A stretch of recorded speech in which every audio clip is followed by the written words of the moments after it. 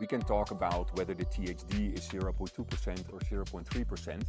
I guarantee you, even a person with a healthy ear will not hear the difference.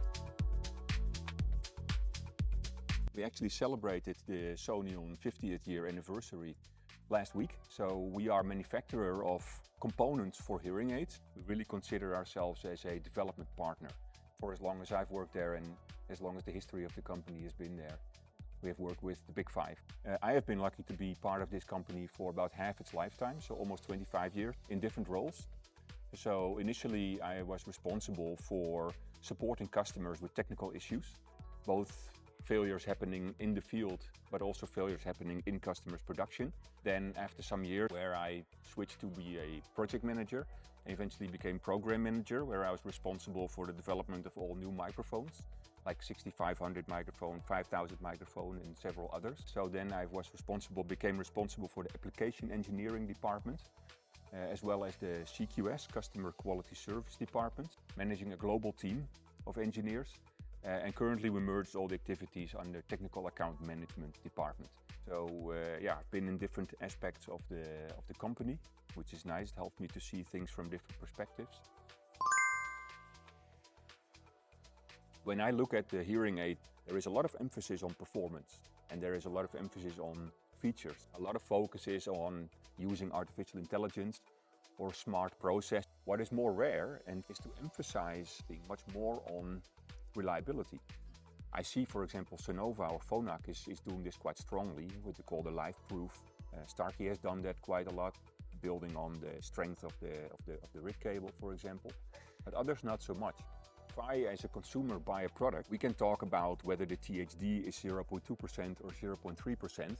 I guarantee you, even a person with a healthy ear will not hear the difference. What you do notice when you buy a hearing aid is if it fails after 2 years and you have to go back to the store. There are many different definitions about reliability, and I can see companies are struggling to define what are the right aspects to focus on. Well, I had a nice conversation with someone who would like to buy our RIC connector system. Those requirements said, we would like the connector to survive 2000 plug-in, plug-out cycles. So my question was, where does this requirement come from? So the engineer, had been working in developing mobile phones. Now I plug in my mobile phone twice per day because I need to charge it. But a RIC gets replaced maybe 2 times per year, sometimes 1 time per year. If a hearing aid lives for 5 years, then you will never plug out or in more than 10 times in a lifetime. Other examples are, for example, you talk about climate chamber, but there are many opinions about, well, should I test at 90% humidity at 60 degrees?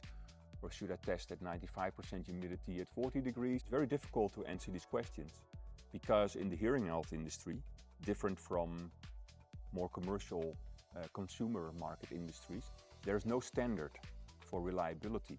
And the only way to determine whether a test is relevant or not relevant is by understanding what failures are actually happening in the field. What I'm quite proud of, at least, is that Sonion, we always try to understand what reliability tests are relevant and what reliability requirements are relevant. So we have a dedicated department who does nothing else but only do failure analysis. The knowledge we gain from those failure analysis, store them in a central database, and we use that knowledge when we are developing new products or when we are developing new assembly processes.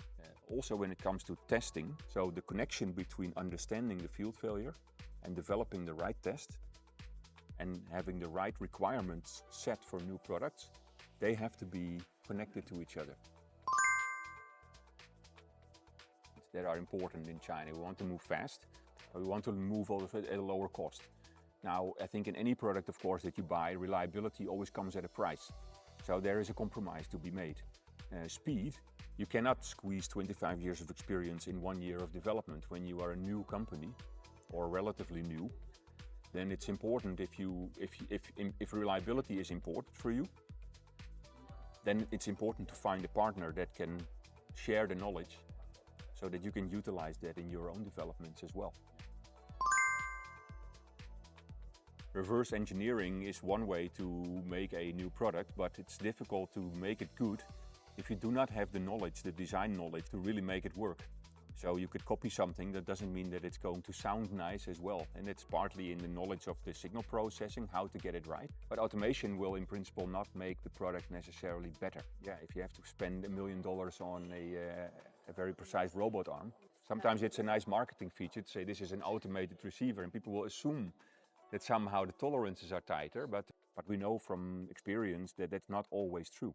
When you place a camera with a screen, an operator can actually work very precisely, sometimes manually, and also very fast. So you would say in recent year, we have been much more focused on China as well, because we see there is a lot of growth happening, of course, in the hearing health market in China itself. And we very much would like to be a part of that as well. And we think that with the knowledge that we gained in the industry over the past 50 years, we can also add value to, of course, new Chinese partners by combining our efforts in developing new and better hearing aids as development partners. My team is quite large, so we also have engineers in Vietnam, in the Philippines, and of course in the R&D center in Holland. I also visit China several times per year. So locally we have now 3 people. It's a relatively small team, but we have other engineers actually very close. So even if the engineers here do not carry the knowledge, they have immediate access to the knowledge because they are part of a global team. So, but of course, as the market grows in China, then so will Sonion grow in China.